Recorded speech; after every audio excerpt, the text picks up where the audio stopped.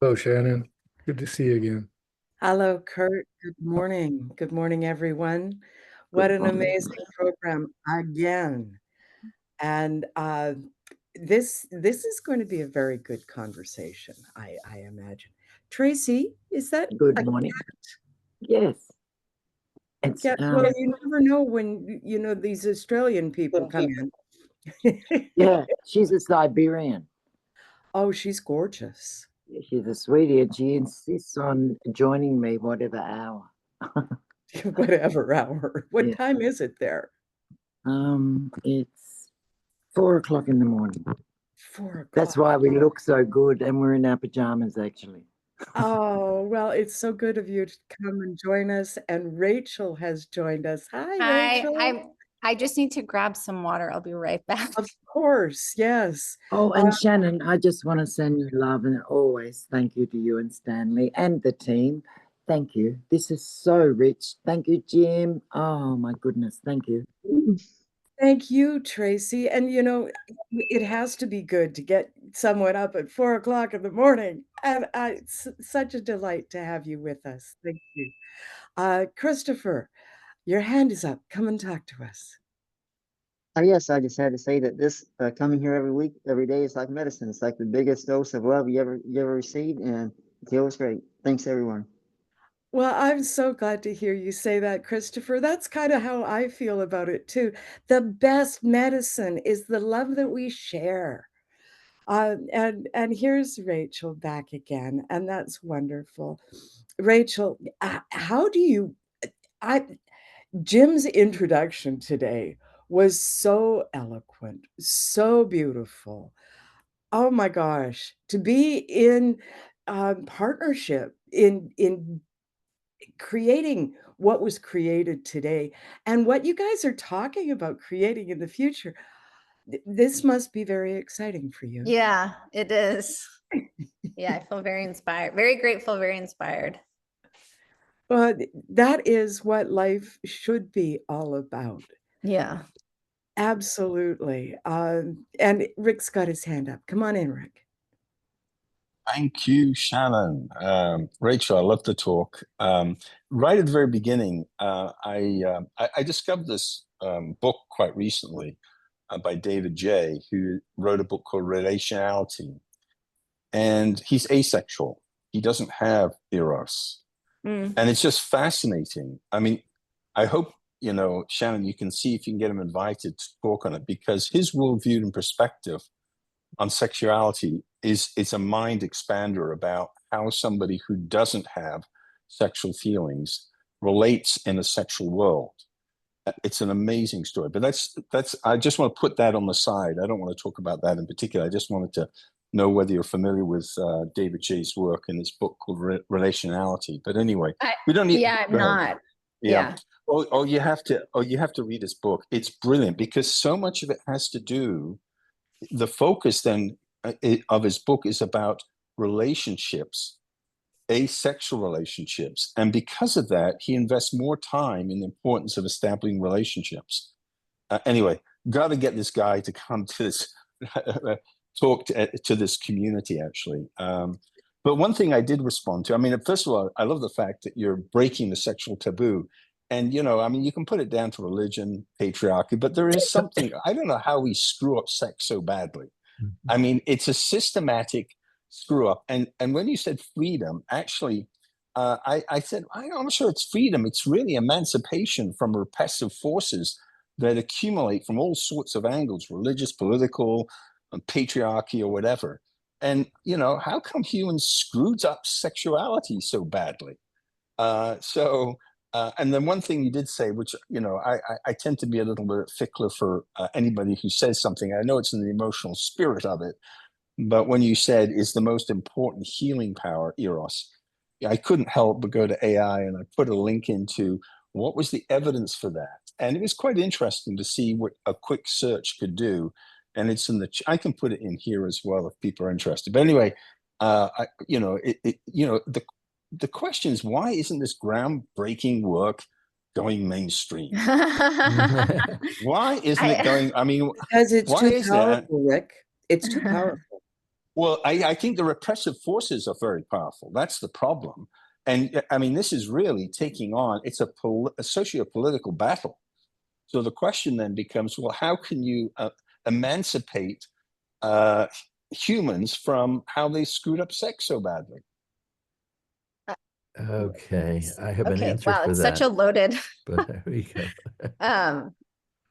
God, I'm trying to just figure out where to start. There were so many wonderful threads. One is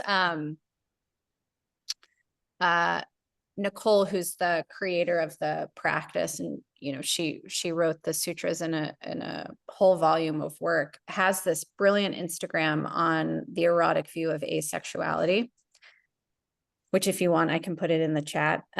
It's a very different viewpoint, because erotically, just if you look at asexuality through the lens of Eros, it doesn't exist, because we are sex. Human beings are the sexual impulse itself, and so you're working with a very different thing, which is not whether or not someone is sexual or asexual, but to what degree and what form, and how do you engage with the fundamental process of sex. So that's the first thing. The second thing, I guess, maybe your question is, I don't know, emancipation versus liberation, maybe is how I would say it. Yeah, it's, I mean, freedom from, you have to say, well, what freedom from what? What was it that impinged the freedom? Oh, And then you go, that's okay. and then, I'm glad and you then, said it and- that way also. I'm glad you said it that way, because there's freedom from is part one. Part two is freedom to. exactly. So I would say freedom from is maybe like the 1.0 emancipation. Yeah. Freedom 2 would be 2.0, which is liberation. And I think it's interesting, because I've been having a discussion with a friend of mine who's talking a lot about, the whole first half of her journey was freedom from, and now she's also turning 50. So she's at this point in her life where she's like, well, what do I want to do the whole second half of my life? I want to do something different than what I've been doing with the gifts that I've been given. Where am I going to? What's freedom to? And I think freedom to is liberation. And I think it's liberation of, the sexual impulse in such a way it's used toward creativity, art, contribution, etc. That's Oh, fine. I- We could continue talking for some time, but there's other people. There are other Yeah. people who want to chat. I'll put my email. You can email me. I would love to keep talking. Rick is someone who has lots to talk about, and thank you so much, Rick. Stan, you were inspired by something. Well, there's a bunch of things to say here. One of my theories in the universe is that there's people who have powerful personalities who like to hear themselves talk.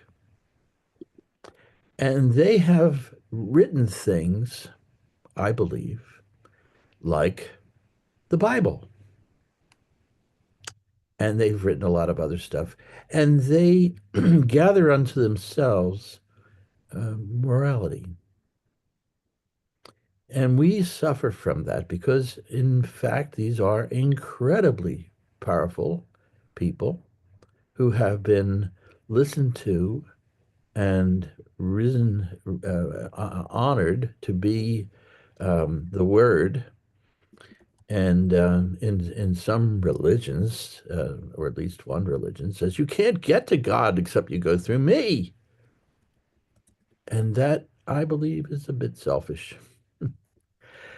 And this process has created the moray around certain issues, the ability of these people to affect the way society believes, gives us this strange dichotomy of what is real, life comes, our life and other forms of life come from relationships between, they call it species. The species has a certain effect to attract the opposite sex and participate in the co-joining in order to create the next level of the species. And that is the fact. There's no denying that the universe runs on sex. And Did you ever hear the quote by Oscar Wilde? He said, everything is about sex except sex. Sex is about power. yes, that's what Yeah. I'm talking about. Yeah. All right. I'm sorry for interrupting, but No, I thought it was great. okay. I Now I wanted to just read you this thing. So please do. one of our scientists is a really well-known, world-renowned neuroscientist who helped start this area of neuroscience called neurotheology. I think I talked about him yesterday, Dr. Andrew Newberg. So he wrote this book that came out in August called God, Sex, and the Brain. And so I wanted to read you this little section of the preface of the book because it reminded me of what you were talking about. He says, so there's this quote where, so the prologue is called Sex and God. And he opens with this quote from Clifford Howard in Sex Worship. It says, if humans were deprived of the sexual instinct, all ambition, endeavor, affection, all poetry, art, and religion, in short, all the emotions and achievements inspired by what we term love would cease, and the world would become cold and passionless, destitute of sentiment or aspiration, devoid of any incentive to progress or energy, while the intricate and reciprocal machinery of human society, robbed of its motive force, would come to a stop and crumble away in hopeless disorganization. It is universally admitted that love is the animating spirit of the world. And what is love but a manifestation of the sexual instinct? Yes, exactly. Yeah. Now I have, and I put in the chat a TED Talk by somebody named Yes. Nicole Dadone. Yeah. Yeah. Is that the person you're talking about? Yeah. Yeah. Yes, She okay. she's the creator of the practice and the author of the sutras Yeah, and good. a host of all the other books. Yeah. Okay. Brilliant human being. Well, I can't wait to watch that. I just Yeah. put it in here because I have it, and I kind of figure, wait a minute, this has to be the right person. Yes. Yeah. I'm glad for that. Thank you so much. Hi, Elizabeth, come on in. Well, first of all, I think Jim really nailed it when he said, this is revolutionary. Yeah. This Mhm. is exactly what came to my mind as I Yeah. was waking up. So no wonder you have been banned, canceled, Yeah. destroyed. Yeah. Yeah. You nailed it. Mhm. Yeah. It's, But I mean, yeah. it's, Go you know, it's interesting because, you know, in the 80s, there was this whole war on drugs, right? That, you know, just if we're totally honest, targeted African Americans, but specifically African American men, right? It's so if you Yeah. look underneath the war on drugs, there was no war on drugs. It was a certain kind of suppression, right, or control of power. So that was then. Now what you're seeing is a war on sex. And that is, and you know, this is what I was saying at the end, that if you're a woman who's just willing to say women have inestimable power, forget all the rest of it. Just willing to say, like, no, women have inestimable power, you have a target on your back. Yeah. Then if you're willing to say, okay, well, not only do women have inestimable power, but there's a scientifically backed protocoled practice that not only liberates the sexual impulse, but provides an access point to the unmitigated access point to the mystical state in such a way women learn how to harness it, then you have a target on your back. Mhm. You got Then it. if you say, you know, not to be like contrived and cheesy, but then if you say like, it's my body, my choice, and I can engage in a practice of unconditional sex, meaning, you know, I have and I actually am a woman that has a lot of sexual energy. And when you have a lot of sexual energy, your natural state is one of generosity. You want to share it in whatever way you choose to share it. Then you get a target on your back. And you're kind of watching it right now. And it's funny because, you know, Nicole's been talking a lot about this the last couple of weeks with this woman, Bonnie Blue, and now Bianca Sensori, you know, women who are sexually sovereign, who wanted to share it with the world. And it's all kinds of things. They're sluts, they're being controlled. They couldn't possibly have made those choices. And it's like, wait a second, these are well-educated, well-spoken, brilliant, independent women who chose to generously share their sexual energies, and you're infantilizing them. Like, it's bonkers. Yeah, I mean, we could. So I guess the question is, how do you stay powerful and yet under the radar of that rage? Yeah, I'll answer this. Power suppression. I'll answer the second part first, and then I'll answer the first part. So, you know, it was, you know, so I talked about this article that came out in 2018, and, you know, a lot of the advice we were given for, well, really well-intentioned, well-meaning advice was stay under the radar. And so we did, you know, and Nicole wrote the sutras down. She wrote 30 books, you know, she started a bunch of initiatives with the nonprofit, right? Like Prisons to Monasteries, Women Over Dinner. I went back to school. There was a whole set of initiatives in creation that kept going, but we did stay under the radar. Yeah. And we just kept getting hammered by the media. And then someone said to us, you stayed under the radar and you're still getting hammered. You may as well just come back out and then turn the lights on, you know, but you know, when you're erotic practitioners, it just like, it doesn't occur to you to do that. And so, a couple of years ago on the heels of a terrible, terrible movie that was made about us, we just said, you know what? We're going to turn the lights back on, and we're going to keep creating, and we're going to keep educating, because not doing that wasn't helping. And you know, it takes tremendous courage in the face of that much pressure to be who you are. But, you know, for me, and I would say for us, and the us is, you know, that there's a team of 30 people behind me that have it be that I have the courage to be able to do what I do and say what I see. You know, I have a very supportive team of amazing human beings behind me. And I think not sharing what was becoming part of the problem. And so it's you just like in an ohm, you keep stroking. It's the same thing with this. It's you just keep stroking, and you know, and then you kind of look out and you see like, wow, all of these systems that are in place aren't serving anyone, and it's not toward liberation.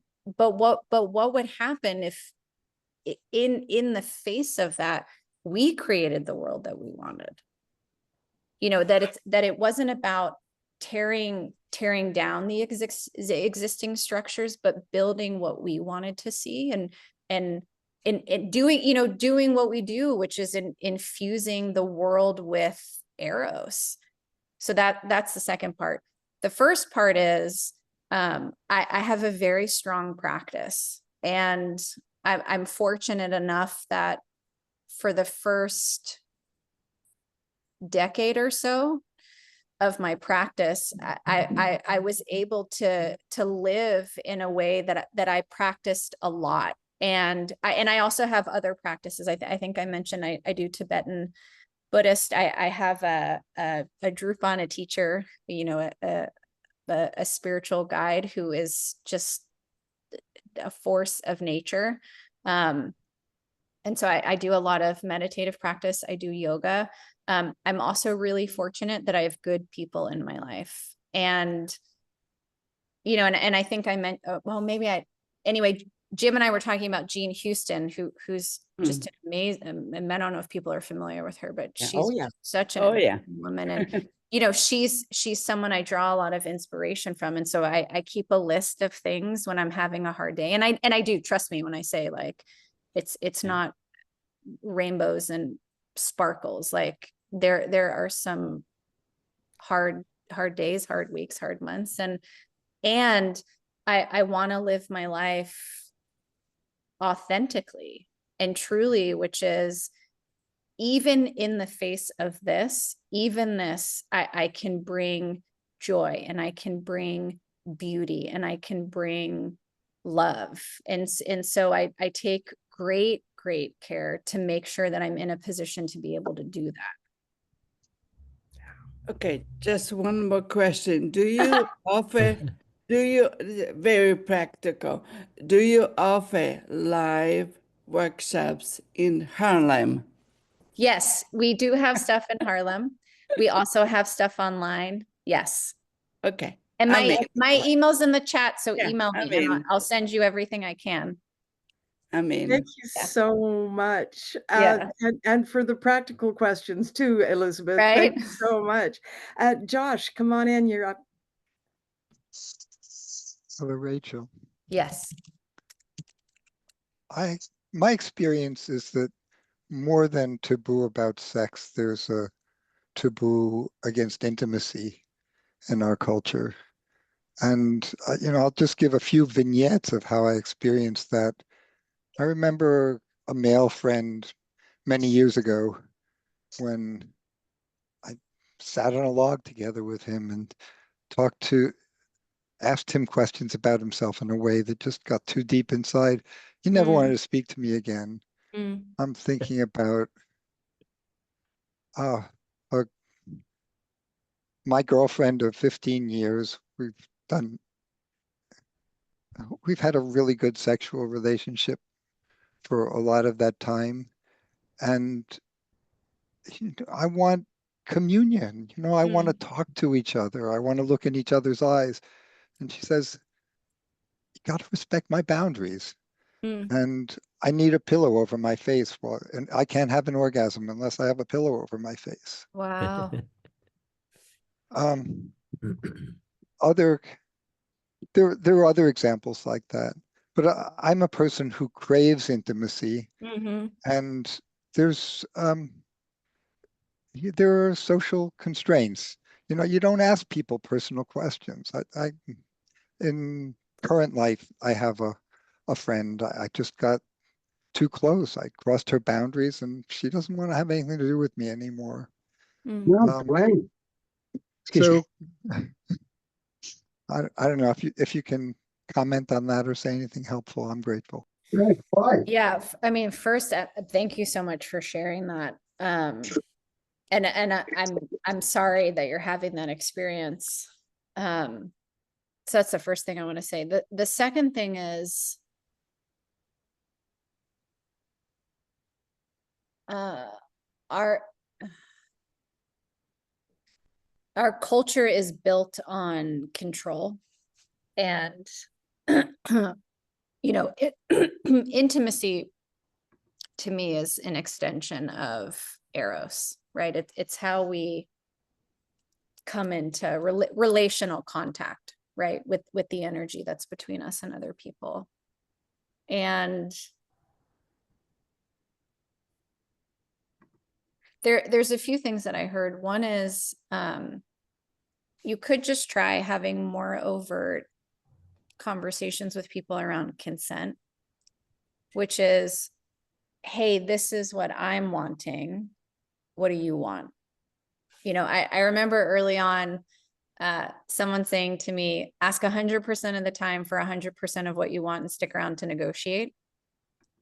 And yeah, my experience is that that's really triggering. just asking the question. You have no right to put me in that position. I don't want to say no to you. Stop asking. Yeah. Yeah, it's tricky.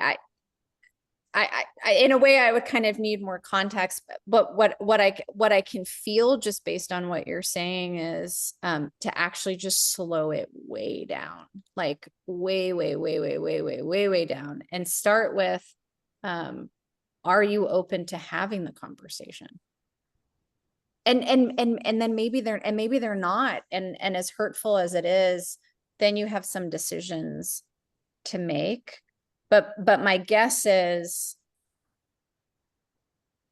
there's a lot that's not being sent on the front end. And so then on the back end for people, it feels like violation. Not that that's what's happening, but that's how it feels. And so to me, in those spots, the thing I say is, okay, let's just slow this way down. I'd like to have a conversation of this particular subject. Would you be willing to? And then going from there.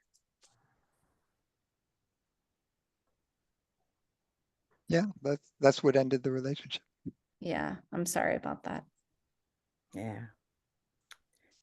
Yeah. Thank you so much for sharing, Josh. Yeah. Yeah. Big hugs, man. Sarah Sue, come on in.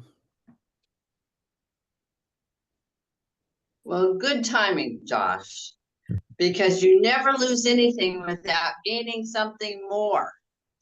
So your next experience is going to be better than you could ever imagine. That's all I can say about that.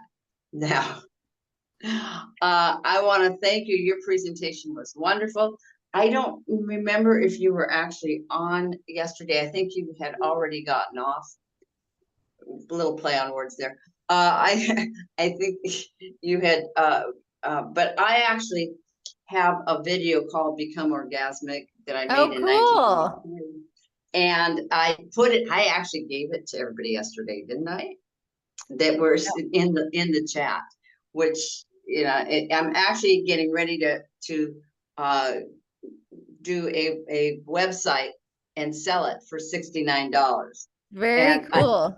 And I because we gave this workshop, I'd been giving this workshop since 1986, but in 1993 we videotaped one, and we were not able. We tried to do others, and it just never worked out. Kids running around, sound didn't work, whatever. But it's not dated because people are still having sex and they're still having bad sex. And what I teach is a position that I call the position of balance, and it is on your side and facing each other. Woman on her right side. That's important. That's all you have to remember. Man facing her, not behind. Okay. And I won't go into the whole thing, but I will certainly get you a copy. And so in conjunction with this, my goal has been for the last 3 years to do a summit on the top sex educators in the world. And Montauk Chia has already agreed to do it. That's awesome. And that is where I started. And my daughter sent me the OM, right? And that's when I started researching and trying to get a hold of Nadine. Nicole. And I'm sorry, Nicole. Yeah. Yeah. And I couldn't. She was like, well, what I found was what I mentioned yesterday, was all the propaganda against her. Yes. And I knew it was propaganda. Yeah. I just knew it. Yeah. But I was not able to find her. So this is so exciting, and I wanted to invite you to help me do this summit. I would love to. I'll send you my contact exciting. info. Yeah, I would love This to. is so exciting. I can't tell you. Because I kept wondering, why am I putting this off? Why hasn't it happened yet? Because the right people haven't been there. Yeah. And I was originally doing it with my husband, but I haven't seen him, and that's not happening. And I just needed someone powerful to do it with. And so I'm very excited. Yeah. Thank I you. sent you my info. Well, that's great, but I'm on a phone. but they will send it to me. Okay. Thanks to the few people that actually put them in, send me emails. I'm so grateful. Okay. And I will get it because I actually am out of town right now. I'm out of town. I live in Belize, but I've been living in Bacalar, but now I'm in Chetumal, so I'm out of Oh, town. wow. Okay. And You're in a living the hotel. dream, Sarah Sue. What? You're living the dream. Yeah. I am. I really am. Tell you the honest truth. And I started getting a presence out there in cooking in Belize, doing cooking shows just to get my presence out there. But then I was going to transition to sex. Well, it's a long transition, and I do mention it once in a while. I mention it, but I also was aware that it was a very conservative country and very Catholic, and that they might not be as open to it. So I feel it is getting more mainstream. Yeah. If you take a look, there was someone that had just orgasm on a TED Talk in her title, Yeah. and she had over 31 million hits. Yeah. That tells me it's mainstream. Yeah. So I don't think we have to fear anymore. We're mainstream, and we have to have that mindset. Yeah. I'm not sure the mainstream is really where you want to be, but yeah, the rules are the banks of the river of time, and we have to break those rules down so that everybody gets flooded with the love. Rules are made for the guidance of wise men and the obedience of fools. Lord Bader of the UK. Yes. I just And I don't know quoted if this that, is- Oh. mentioning about talking with people about such things. I just attended Ulf Sandström's clean communication workshop that he's giving. He gave 2 hours today and 2 hours next Friday from 6 in the morning for me in California to 8, so I could jump on and be with you guys. But it's a very powerful breaker of any kinds of barriers that people have toward communication. It's amazing, but I get to attend it again and again and again because this guy's a little bit of a slow learner. Otherwise, I would be modeling it a lot more than I am now. You're doing fine, Kurt. And you I also did have another question there. I was Sarah interrupted Sue? a little bit. Can I finish that question? What came to mind was, what about porn? Did porn help bring things into mainstream? But I actually don't feel that it is healthy. I used to think it was, and I see what it does to people's lives, and I have changed my mind, but I would love your opinion on porn.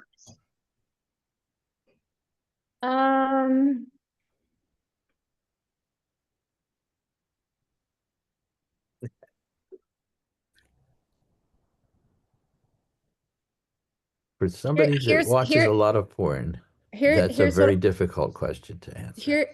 here's what I'll say.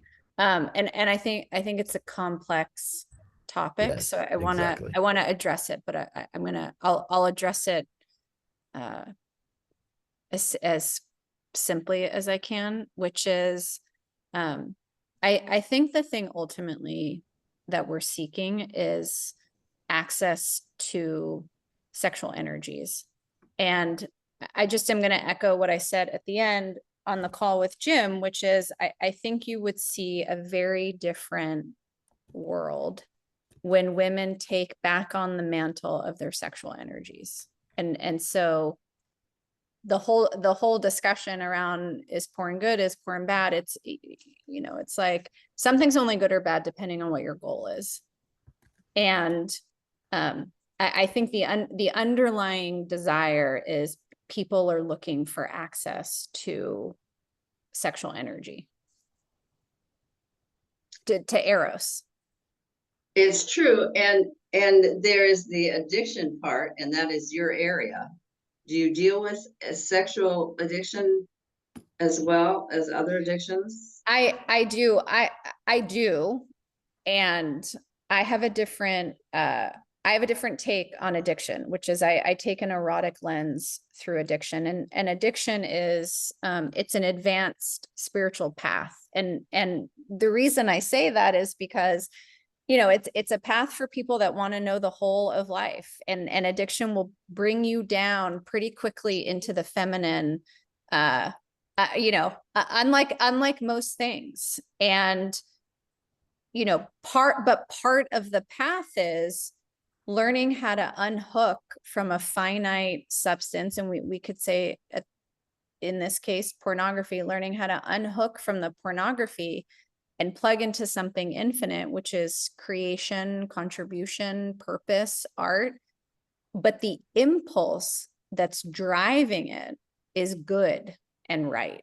It's the genius impulse. And so you're just learning how to direct it from something finite to something infinite. Thank you. Thank you for everything. Yeah. I've loved everything you've said. It's perfect. Yeah. I've been waiting for the two of you to get to know each other. Yeah. So lovely to meet you. Absolutely. Yeah. Rick, can you hold on? We haven't heard from Anne yet, or Patty. Excellent. Anne, come on in. Thank you. It's not my question, but I have a few young people as a clinical psychologist in my practice that have been watching a lot of porn with people full of silicone, and they cannot relate to normal people. So I guess it's the kind of porn we are watching. There is soft porn that's probably very good as an entry point, but otherwise, they have role models that are not human. They are full of silicone. My question was, during the stroking process, is it a clear, transparent communication? Is the person sharing what they need, or do they rely on the sensitivity and the listening with the body? Yeah, it's a great question. Somebody, I don't think she's on today, but someone asked me yesterday to describe so I talked about this, but I'll mention it again. So built into the container of the practice is a specific communication structure. So for the person stroking, who again can be a man or a woman, they can make offers. So say Bob, an arbitrary person, Bob is stroking me. Bob can say, would you like more pressure? I can say yes or no. Would you like me to move my finger a little to the left? I can say yes or no.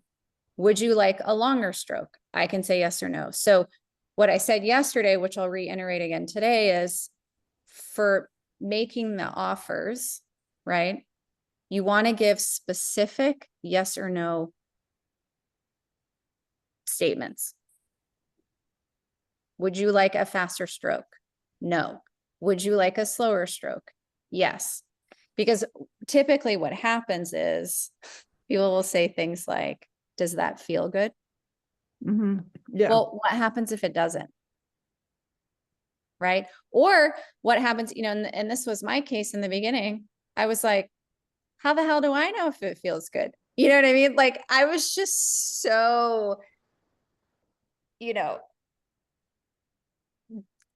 just overwhelmed by the whole thing. I was like, I don't even know how to answer that. But if someone said to me, do you want a faster stroke? That I could answer, right? So that's on the side of the stroker. On the side of the strokee, they can make requests. Can you go slower? Can you go firmer? Can you pull my hood back more, right? Again, yes or no. Not that the stroker would say no, but like, yes or no in terms of simplicity versus saying as the person being stroked, I don't like that. Can you stop? Well, it's like, okay, well, what do you not like? Do you not like that I have your hood pulled back? Do you not like the speed, pressure, and intensity? Do you not like the location? Like, what don't you like? And so what it does is all of the secrecy that we have around Eros and that we have around our genitals is dissolved. And then we're having a conversation. You know, when we had One Taste, we used to say that One Taste was a clean, well-lit place for Eros, because you're doing it in a clean space. You're doing it with the lights on, right? There's no incense. I'm not wearing lingerie. There's not music. I'm not laying on a bearskin rug, right? I'm laying in a pretty simple, nothing extra nest. And so the idea is to be able to have a dialogue about what's happening, you know, and then at more advanced levels of practice, you can actually begin to tune in to the minutia of the location of the stroke at a certain period in the ohm. You know, so, you know, I've had ohms where I'm able to say halfway through the ohm, because I know how to be able to sense when it's halfway through the ohm.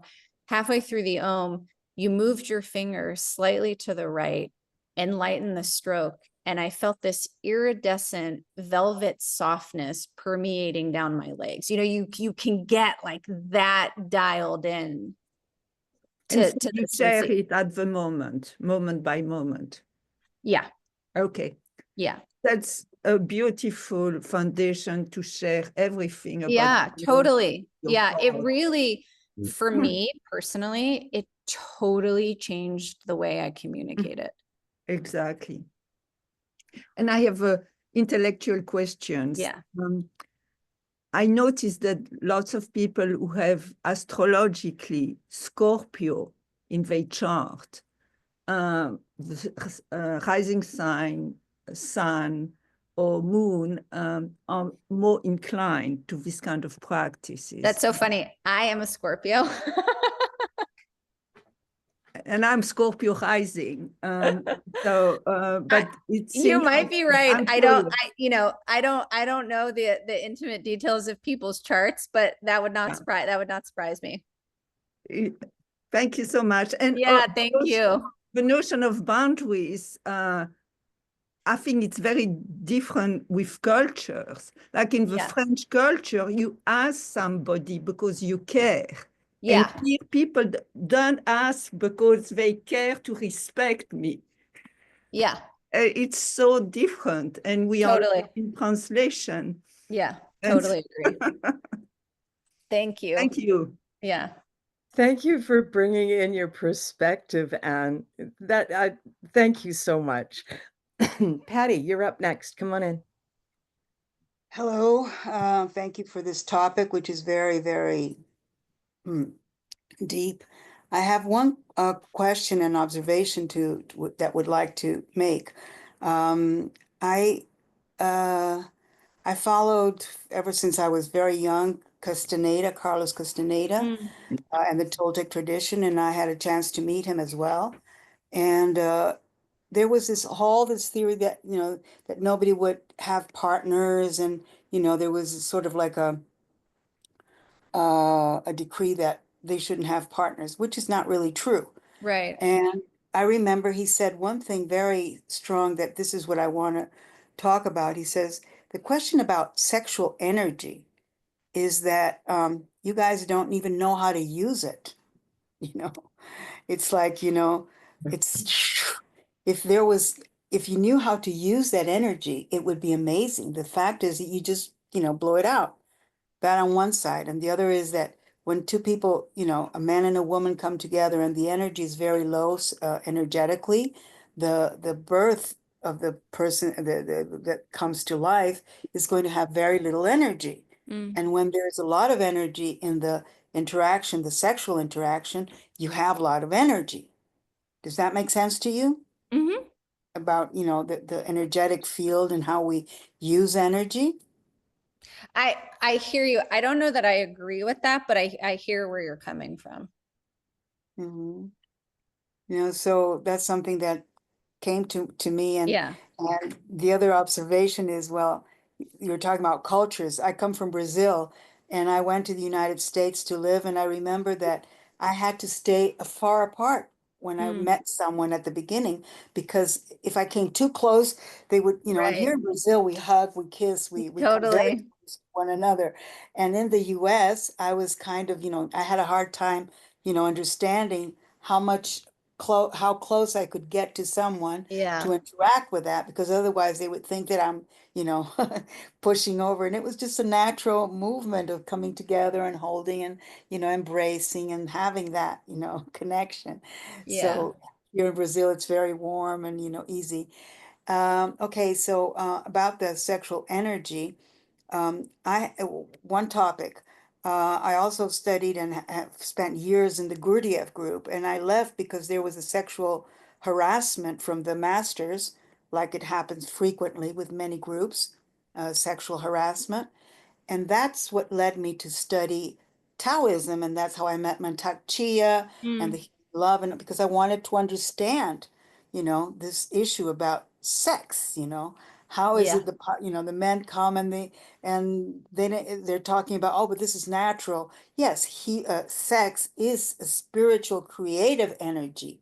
I don't have any doubt about that, you know, that's Yeah. what makes the world come together, and we're one because of that, right? We come together, and that's the Yeah. impulse behind it, and love and all that.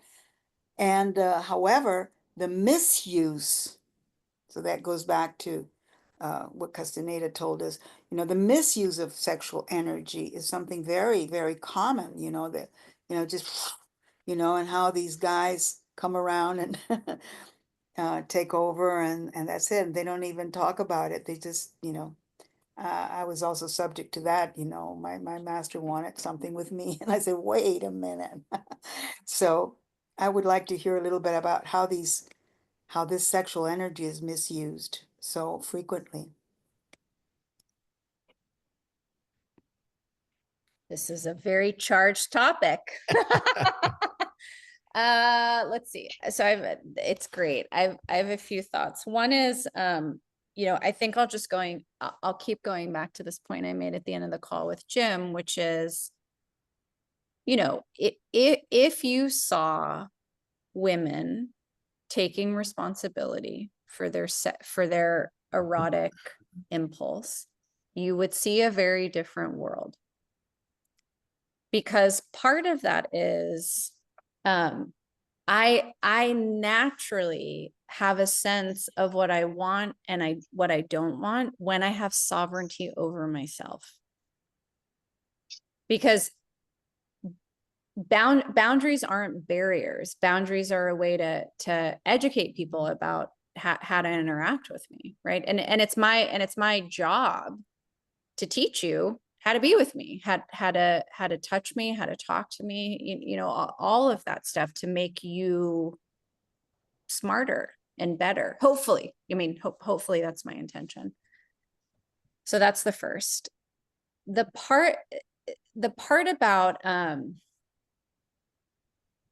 spiritual leaders and the stuff that happens around sexuality, again, I think is to this point that Jim brought up, which is we have removed the erotic from all aspects of religion and spirituality. And when that happens, you know, it's Eros is our life force, and that energy is going to move consciously or unconsciously, but it's going to move. And if you design a community or a system where everyone has responsibility for their erotic impulse, and inside of that, a capacity to consent, because, you know, again, we'll just go back to consent, right? Consent is my capacity to say yes and my capacity to say no, right?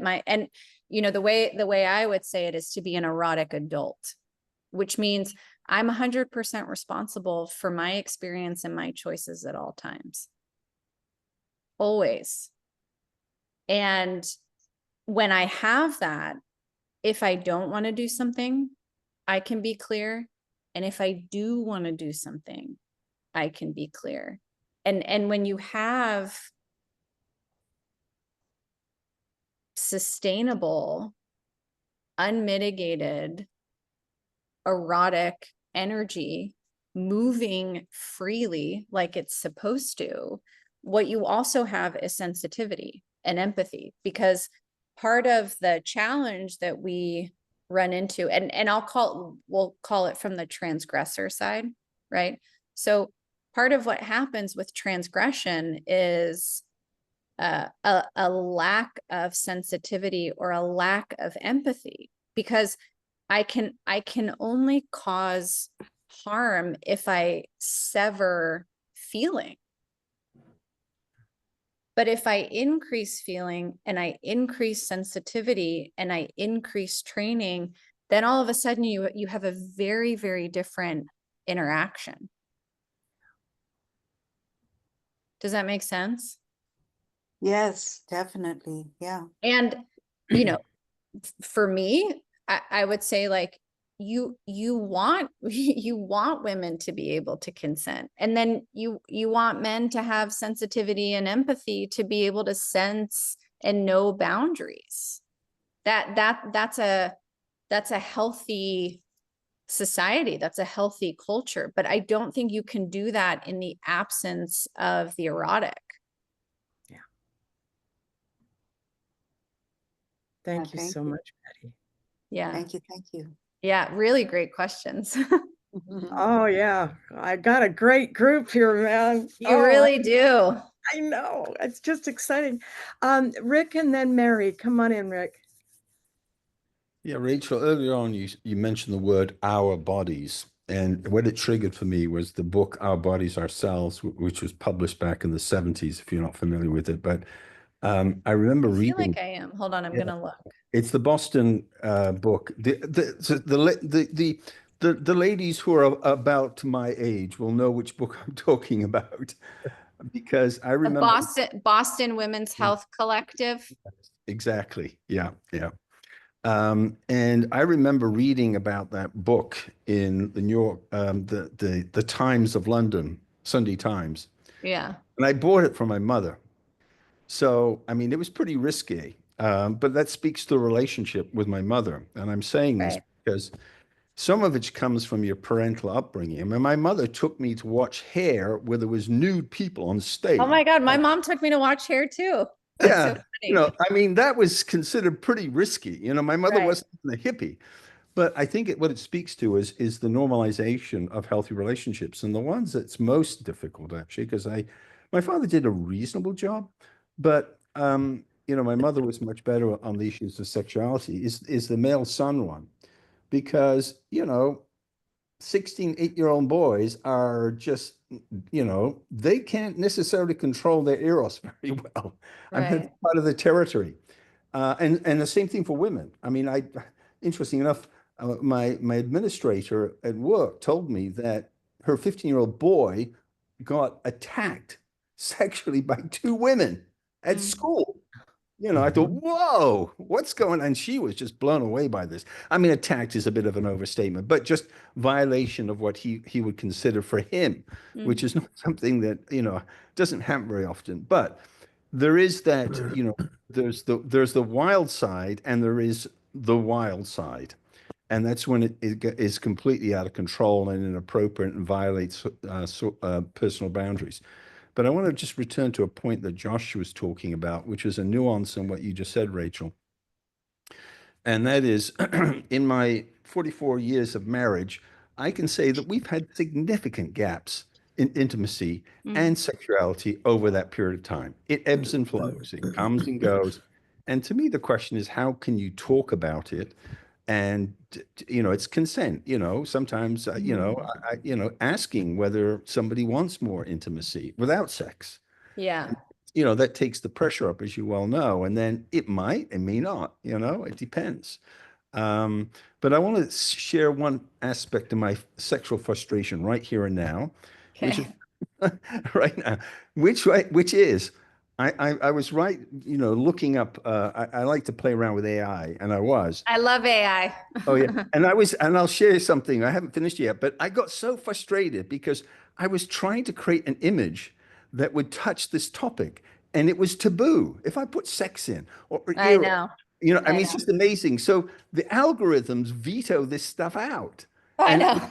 I couldn't find a decent image that would go with this. So hopefully by the end, I will have something that addresses some of the issues that people have been talking about here, because Shannon knows that I like playing around with AI when I'm listening to talks and asking questions. Yeah, that's great. Anyway, I just wanted to close the loop on the issue of upbringing, because if upbringing isn't addressed, if men aren't teaching their young adolescents about how to treat women properly, how to control their sexual impulses, they don't do a very good job.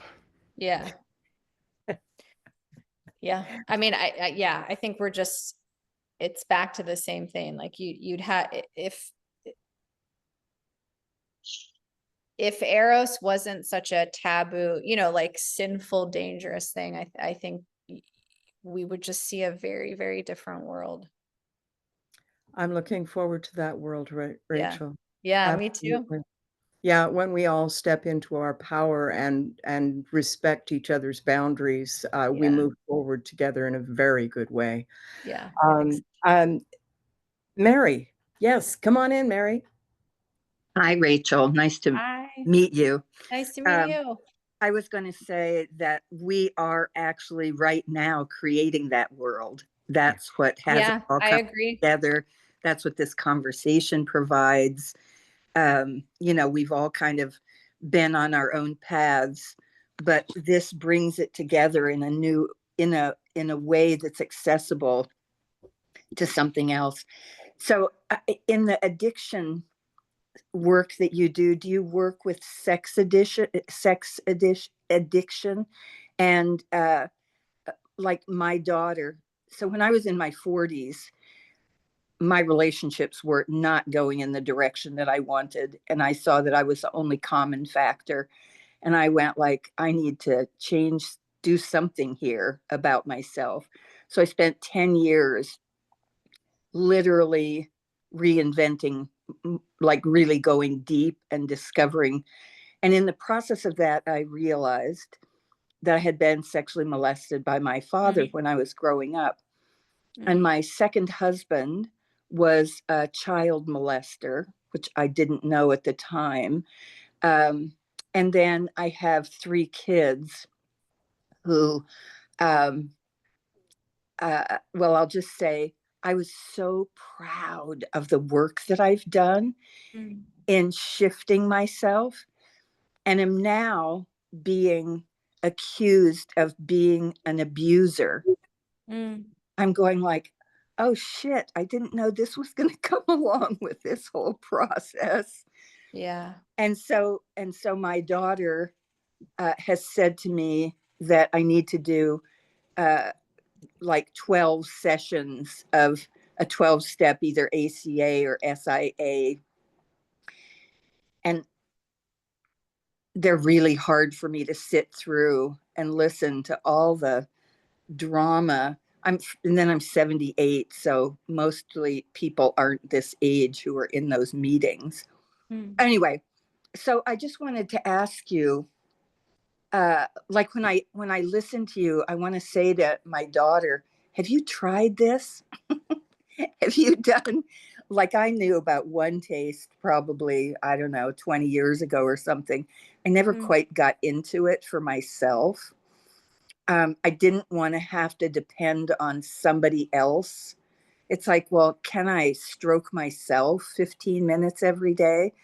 So those are the kind of questions. And then I heard you say, about the 3 touches and all those different things. I went like, well, that's like way advanced from the beginning stroking. And what's that whole process? Where do you learn that? How do you get access to that? So those are some of my questions and where they can't come from. Yeah. Thank you so much for sharing everything you did. I appreciate that. Okay, let's see. I'll start simple first, and then I can go more complex. Okay, great. So you can read more philosophically about the practice in volume 3 of the Eros Sutras, called Orgasmic Meditation. And that goes into, you know, the different locations on the clitoris, speed, pressure, location, etc. Right? What's called an upstroke versus what's called a downstroke, the upper left-hand quadrant, all of that. So there's more of the, I'd say, like, feminine spirituality philosophy is in that volume specifically. Then if you want to learn the practice, there's a few ways you can do it. One is we have an app. My husband built an app called the Om app. So if you I have registered for it yesterday. Yeah. So you can download it from the App Store if you have a smartphone. You can also, I think somebody graciously put the link in the chat. It's the Institute of om.com. So you can download it there. You can there's 8 lessons, pretty thorough, but simple. You can do it in the privacy of your own home. So that's one way. The second way is we do classes. So someone was asking about classes in Harlem. So we do live classes in Harlem. We also do it online. We tend to do a hybrid. So there's live people in the room, and then you can also do it online. So that's another way you can do it. We also have like webinar type, kind of buy on demand classes that you can do also. It's on the Eros platform. Then if you want interaction, you can do what's called Om training. So it's the philosophy and the structure of the practice, including walking someone through how you would go about finding a partner if you don't have a partner. And it's a series of 3 sessions that you do over 3 or 4 weeks. So those are all the ways you can learn how to Om. Then I think you asked me about addiction. Is that you asked me about addiction? Yeah, about sex addiction and 12-step stuff. So I have a couple of thoughts on this. So one is, there are also sutras on this. I think I mentioned this to someone yesterday who asked the second volume of the sutras, which is called Tumescence, the last 5 sutras of that volume speak to addiction specifically. And I would say the erotic philosophy of how we see addiction, right? And kind of the math around, were you to choose to enter into this domain, these are the things you need to know. So there's that. There is also a book based on a module, an Art of Addiction module that Nicole co-wrote with this woman, Kate Fagan, called The Art of Addiction, which is both philosophy, but also exercise, like exploration. And you can begin to inquire for yourself where you're located. So there's that in terms of erotically.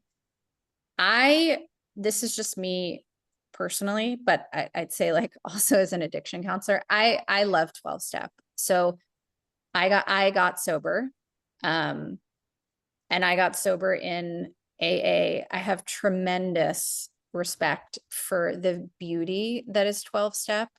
12 steps really saved my life. The actual steps themselves, but also the people that were in the room of Alcoholics Anonymous when I was getting sober. And there's a lot of extra that can come along with it. And the question that I always work with is, what can I bring here versus what can I get? Because typically what happens is, especially, and this was my case when I was newly sober, there's this idea of, well, what can I get, right? What can you give me? But if I switch my mindset to what can I bring and how can I love even this, my relationship to the people, the content, the discussion changes.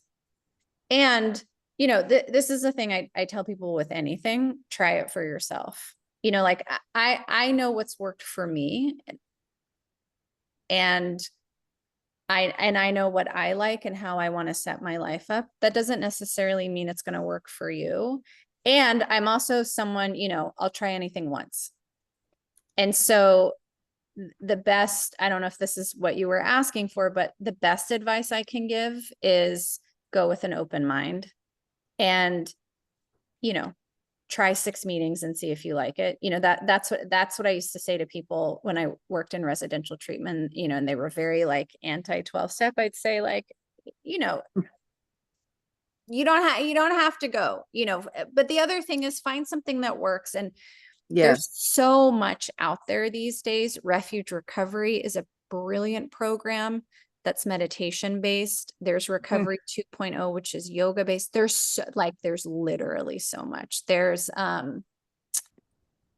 Celebrate Recovery, which is Christian based. There's a ton. Literally, you could just type in, you could chat GPT 12-step alternatives, and these days it'll give you a laundry list.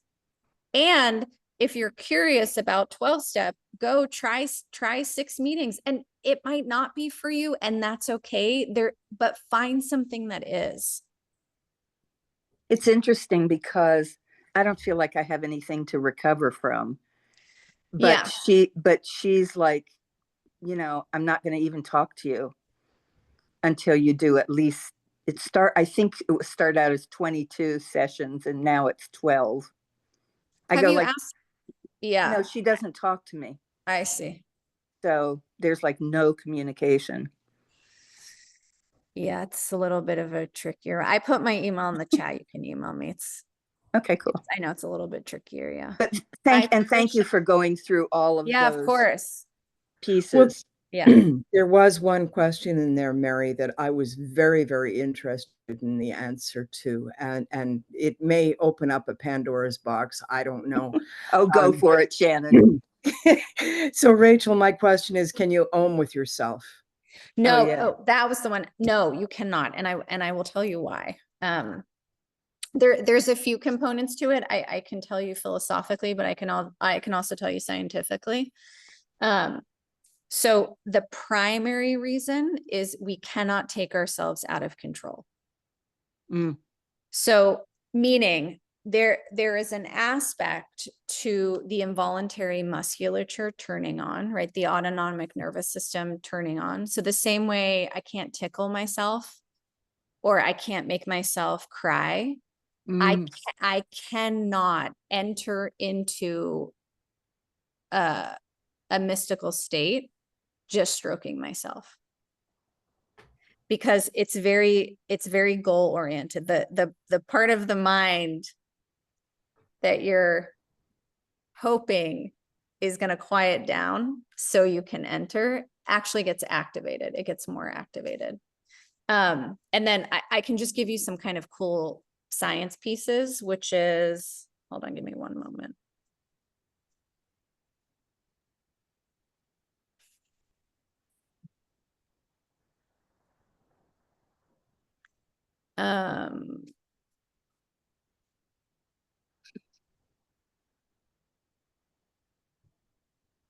Okay, here, I'll read you this from, so this was a study we did on Om versus sex, right? Because it's a genital stroking practice. So people are often like, it's a sex practice. And it's like, no, it's not. So I'll just read you a little bit from the study. It says, genital stroking could easily be slumped into a form of sex. It is important to distinguish Om from sex for numerous reasons. One is so that it can be respected and set up as a practice that people can participate in on a regular basis, scheduled and used to enhance performance, attention, and well-being. It may seem appealing to take the benefits listed from Om and believe that simply practicing masturbation or sex will lead to the same benefits. These practices are not interchangeable. Om is a practice that is predictable, repeatable, safe, and only 15 minutes. While sex and masturbation can fall into these categories with great effort and discipline from practitioners, Om always follows these parameters due to the nature of the container that allows for a decrease in vigilance. So again, the part of the mind that's always chattering, to enhance the benefits. And then I'll just give you from the fMRI study from Dr. Andrew Newberg. So the brain activity that they saw is similar to people who have been long-term meditators. And it influences the same areas of the brain that are stimulated in meditation. It was also found that long-term practitioners of orgasmic meditation have changes in resting metabolism of the frontal lobe and structures of the default mode network. Here, I'll just give you some very heavy scientific language. The changes in these areas are associated with cognitive function. The frontal lobe regulates voluntary movement, expressive language, and for managing higher level executive functions in default mode network is system of a connected brain area that showed increased activity when a person is not focused on what's happening around them. And masturbation does the opposite. So you're having and again, you know, some things only good or bad depending on what your goal is. So, you know, I'm not saying masturbation is bad. It's just not effective in terms of, you know, the goal of OM. Exactly. Yeah. Yeah. Rachel, I have one other question. Sure. When you schedule it, is 15 minutes good, or do you need to schedule more? And do you do it any time of the day that works for the question. Yes, you can do it any time of the day. I would say do it at a time of the day when you can actually be present. So if you're someone where you're a little bit sleepy or sludgy in the morning, maybe the afternoon or evening would be better. But again, if you're someone that goes to bed early, scheduling an OM at 9 o'clock at night might not be the best. And you can always try it, right? Test it out and see. The OM itself is 15 minutes. Mm-hmm.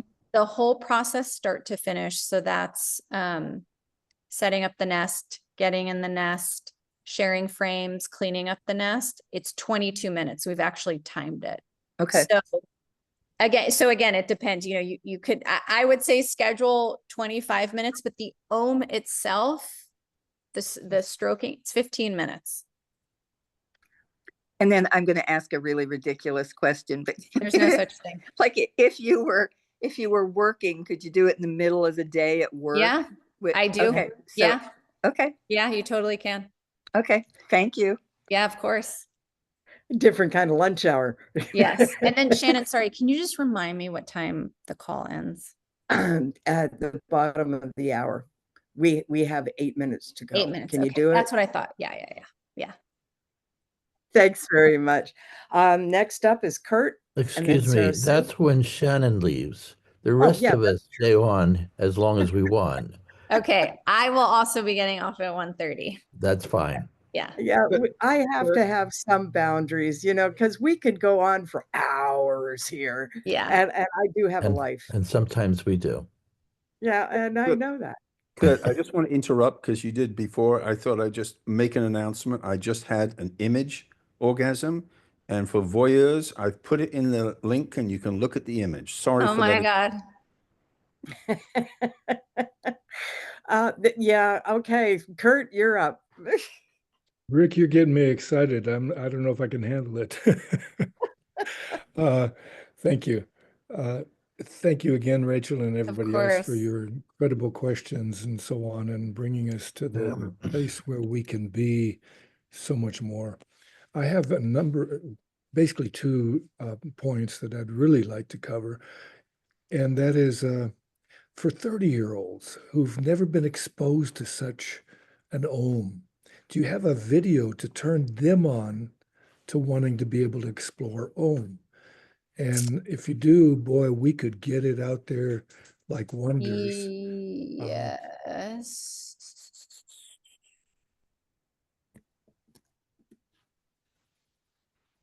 Yes, I'm trying to think. We do. I will look in a moment and I will post it in the chat. And also Stan posted the TED Talk, Yes. which is also, it's a great video. But yes, I will look to see what we have. And another little point, well, actually, real quickly about the sexuality of these gurus or misusing people's position and so on.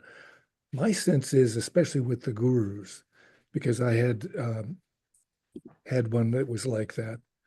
Um, they are in the body because they haven't cleared some things. Mm. And who am I to judge? It's like I sure wasn't an angel. And at any rate, the other thing is about the 12 steps. Mm-hmm. 12 steps, like you said, are magical and so effective. Yeah. And most people don't know that Bill really praised the use of psychotropics. It Yes. Oh, I know. really did I wonders know. for him. Yeah. Okay. I just wanted to put that out because, Yes. yeah.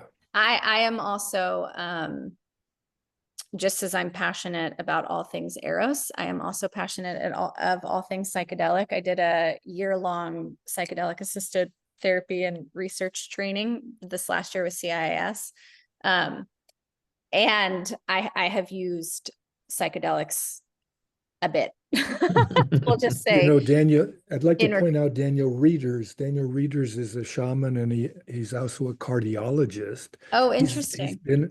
he's been in the Peace Lab cadre of people that produce programs for Humanity Rising.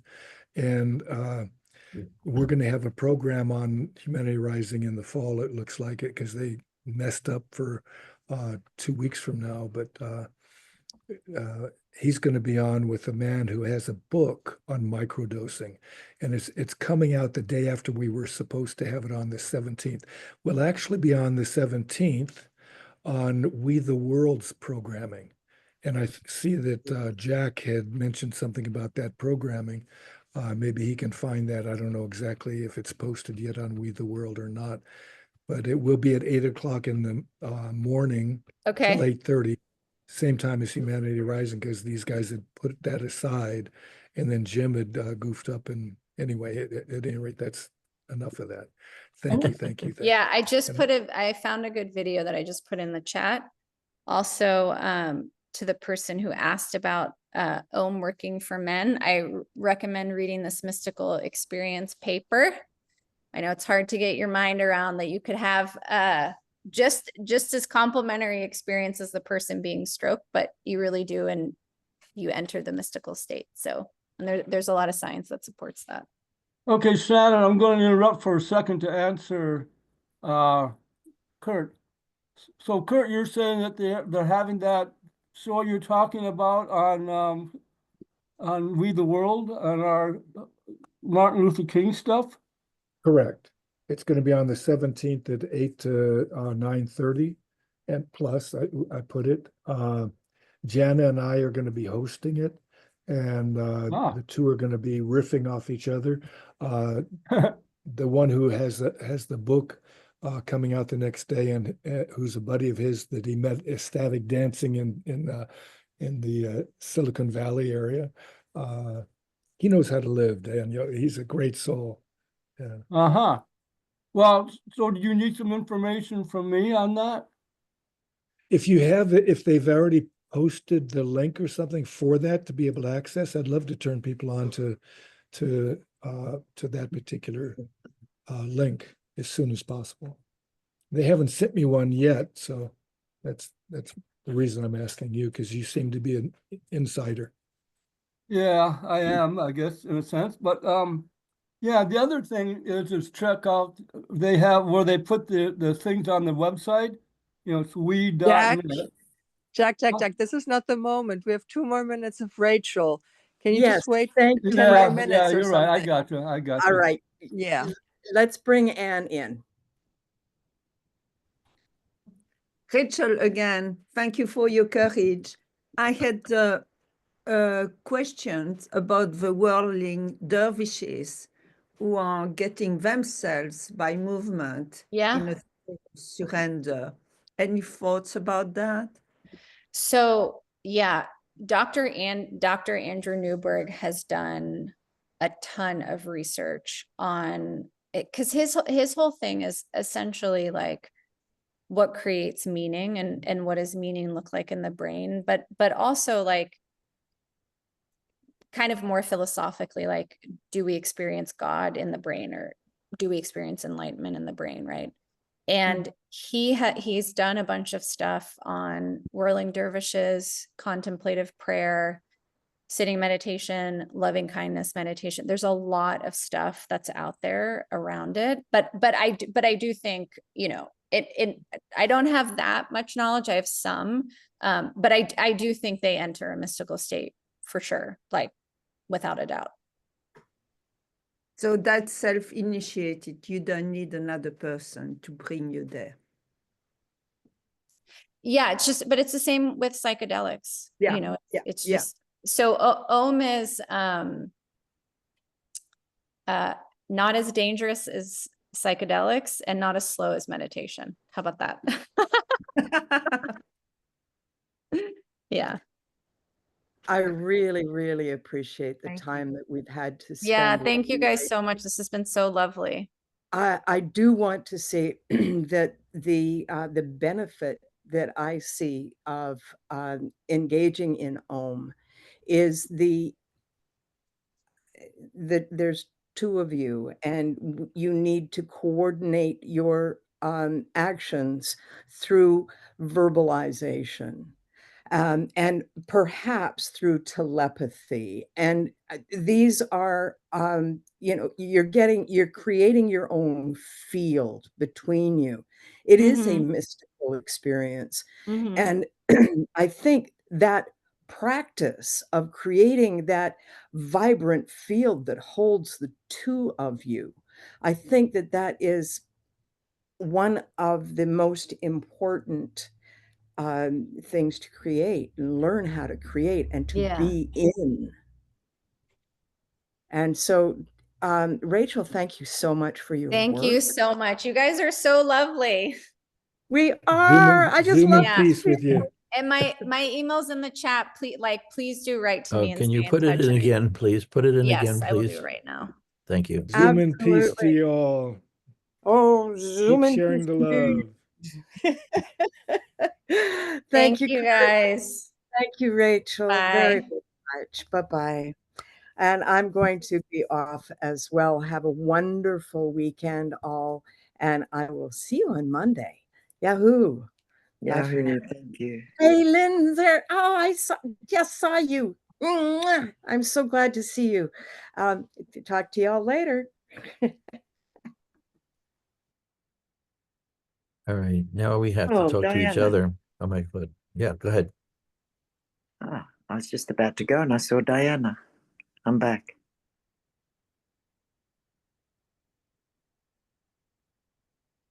Well, who has their hand up? Anybody?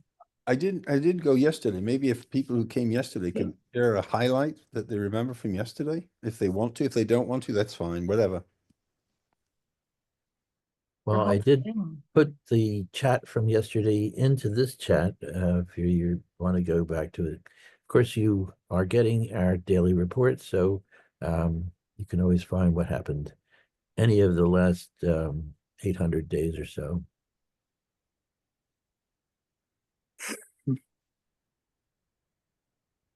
Yes, Tracy, did you want to speak? No, oh, hang on. Oh, sorry, I'm not muted. No, Stanley, I won't just at the minute. I just need to settle for a sec. I just got very excited again. It's such a, oh, that's so rich. And it's just like boosts my energy, but it's 4 o'clock in the morning and I'm pretty stupid. So Well, I won't, yeah. I'll just listen. Thank you. I would suspect that about a third of the internet has to do with pornography. Yeah. And there's a reason for that. This is a very interesting topic, and it's interesting because both of the availability and the criticisms that this topic brings up. There's a word for keeping things hidden from the public, but the public has a way of getting around stuff, and pornography is one of those ways. And it impinges on the idea that the OM process has a specific set of methodologies and purpose. And so does other methodologies, other ways of having these conversations. Pornography is one of the weirdest because it's made by all sorts of people from all sorts of perspectives. And most of it is aimed at trying to make men happy with something that they can look at that they can't get hold of on their own. And I have the opinion that seeing a woman in ecstasy is one of the main reasons for pornography to exist, and that's what men desire. I want to make this woman or any woman happy and have her love me because I made her happy. Who knows if I'm right about any of that? But Sarah Sue has her hand up. Go ahead, please.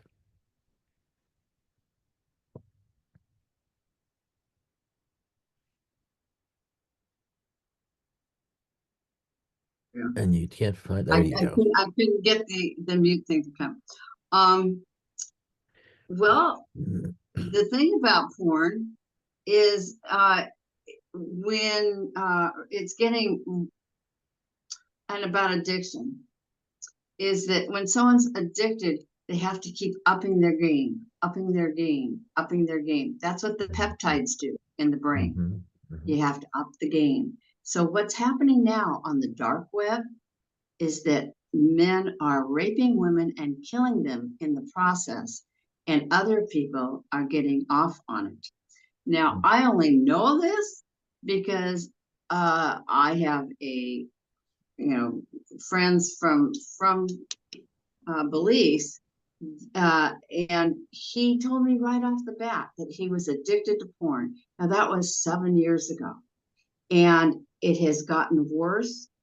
He beats his girlfriend. I've tried to get, and now she's finally willing to get him out of her life. Maybe do a restraining order. But he told me, he was trying to get over it and he couldn't. And he's the one that told me that he started watching the dark web. And so I fear for her life that he may take it too far. He has strangled her. And if you take a look at the strangulation, apparently in high school and college, it is over 56% have already done it. Now that to me is dangerous. Also, I listened to a radio station about there were men who were rapists that were in prison for raping, and all of them had started with porn. Mm-hmm. So it's there are other sides. I used to, because I grew up, my parents had Playboy, my mother had Playboy, and I was able to look at it as a child, and it was, sex was acceptable. We could talk about it. We could not say the word nigger. That was not allowed, but we could talk about sex. And so to me, it's getting dangerous. And the other thing I just heard was even women are starting to get addicted to porn, and at an early age, starting at 12. And the problem is, and this is for both sexes, that then they can no longer enjoy it with their partner or the opposite sex. And that's what this man told me. He said after he has sex with his girlfriend, he has to go and watch porn to get off. And so there are dangerous aspects. I think, we regulate all this stuff. And I think that's one of the things we should be regulating. I'm not against soft porn. I always felt it served a purpose for people that couldn't get it, but it's not going there anymore. My father was addicted to porn, and my mother, it used to upset her, but then after she died, she actually came back and said that she was okay with it after she died. That's an amazing feat to be able to have happen. Fortunately, I haven't had to suffer from either of my parents coming back to tell me stuff. Oh, yes. Except that my recollection of what my father had to say about sex sat me down and said, "Don't play with that." That's it. That's all I got. Then I had to go Now to the the funny, library to find out what he was talking about. I'm going to tell you all a joke. Okay. It's a funny joke. Has really nothing to do with it. But I did not get this when I was 17. I did not understand it because I had not really seen it. I didn't know. I really didn't know that much about sex like I thought I did. It was this Jewish man who goes into a store in New York that says, "We make anything out of anything." And he brought this barrel full of foreskins. And he told them, these are my 30 years of being a moil, which is in the Jewish religion, the one that does the bris, that cuts off, that does the circumcision. So these are all the foreskins of his circumcisions that he had saved in this barrel. And he said, "Can you make something out of it?" He said, "Sure, come back in a week." So he comes back in a week and they hand him a little change purse. And he goes, "What? A change purse for my 30 years of work? Are you kidding me?" And he said, "Oh, no, you don't understand. When you rub it, it turns into a suitcase."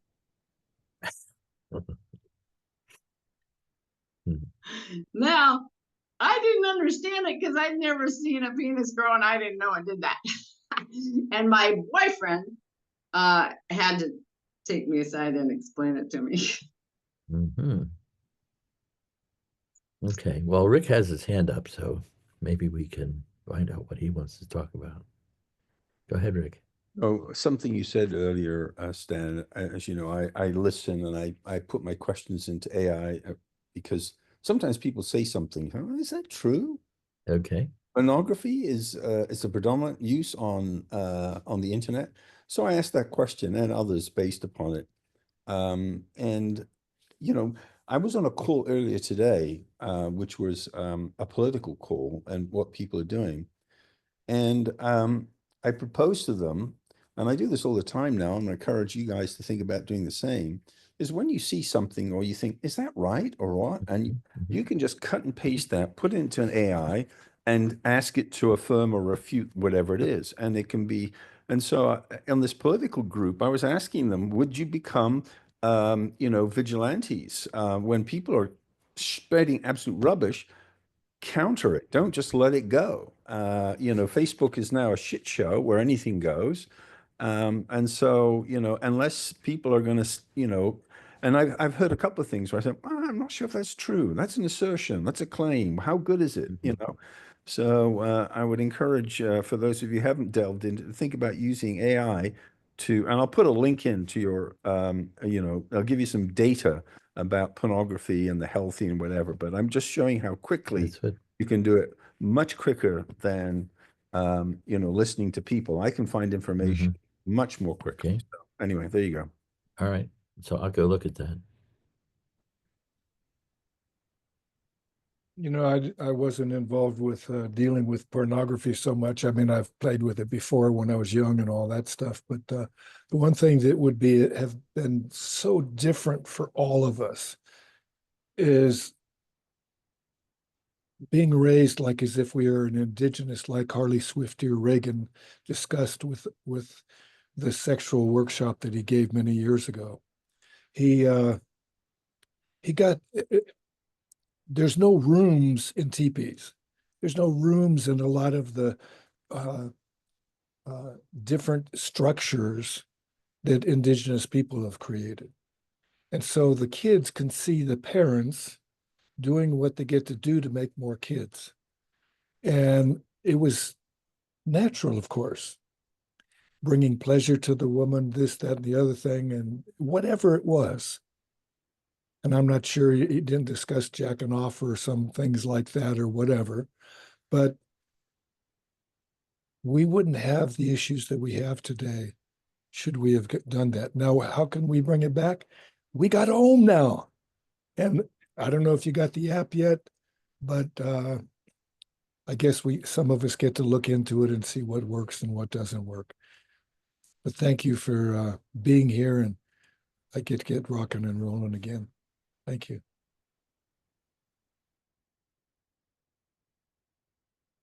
Well, from my personal experience, and I looked at a fair amount of porn, it's gotten gentler in the last several years. So things like people strangling each other and sticking knives and pitchforks into each other has diminished to some extent. If you're searching Google for these things, that's what I do. Okay, search Google to see what it has to say. Now there are other ways to get into the internet, and there are a larger body of information than Google will cover. So, I mean, Sarah Sue was just talking about the dark side. Now I don't know about the dark side, but maybe I should look at it. Yeah, Diana, go ahead. Whether it's Google or No, AI. don't look at it. What? I Don't look said, at it? no, don't look at it. Oh, okay. Thank you. Whether it's Google or AI, you still have to be careful with the algorithms. Even with AI, Rick, I don't have it here, but I did see some people, and this was political. They put a question into, what's her name? Alexi or whatever. And they got an extremely biased response, extremely biased. So I'm just saying, watch on that. The other thing with what you were saying about strangulation, Sarah Sue, I know that, I don't know when it was, whether it was 1 year, 2 years ago, I was reading that was on the increase amongst young people. And it wasn't in terms of sex, it was in terms of the high that it would give them. And there were some that they went too far, so that there was, but it was both male and female. And this was all young people who were doing it. So I just wanted to bring that in. And I don't agree with you, Stanley, from what I see in terms of knifing and all that sort of stuff. The knifing seems to be on an increase, particularly in Britain. Well, maybe from your side of the river. Now, what do you mean by knifing? Videos Cutting? where somebody sticks a knife into somebody's stomach, and then you watch them squirm and bleed and things like that. Yeah, Diana, I mean, just to quickly respond to you, when you do Perplexity, you can then go to the resources. It'll give a citation. It's not just an opinion.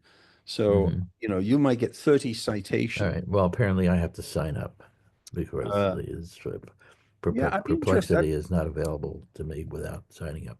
Really? Let me just try it again. I'd like to know whether because I went into it and I couldn't, it just brought me to perplexity.ai. It didn't bring me to the question.